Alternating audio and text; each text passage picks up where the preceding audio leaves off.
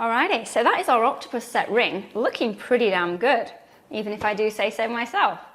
But what if you want to set stones in jump rings without the texture? Shall we take a look? Yeah? Okay, let's do it. So let's start out by preparing a seat for the stone as usual.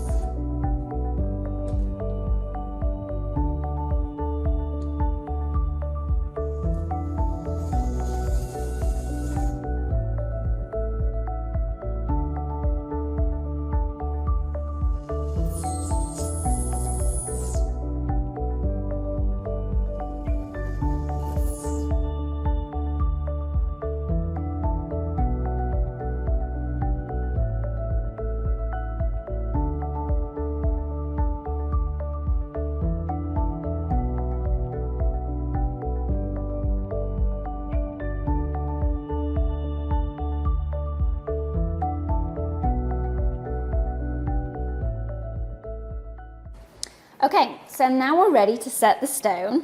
I'm going to use my Graver Max for this, which is just a fantastic piece of kit. I have a setting punch in there that has a flat tip. It's probably about 1.7 to 1.8 millimeters in diameter, and the edges are chamfered. But whether you're setting with the Graver Max, by hand with a hammer and setting punch, or using a Fordham hammer handpiece, the tip of the setting punch or the anvil should be the same shape. It should have a flat tip and a chamfered edge.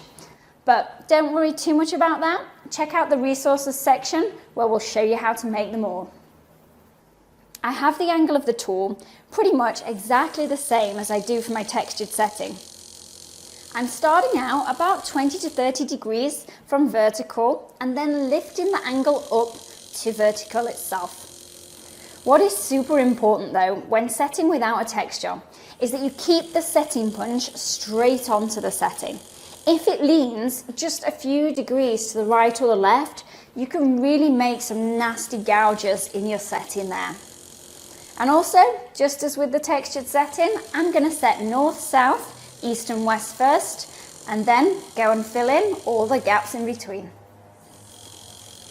I want you to take a look though at how I'm holding the setting punch and keeping it moving at all times. This ensures we get a really even finish.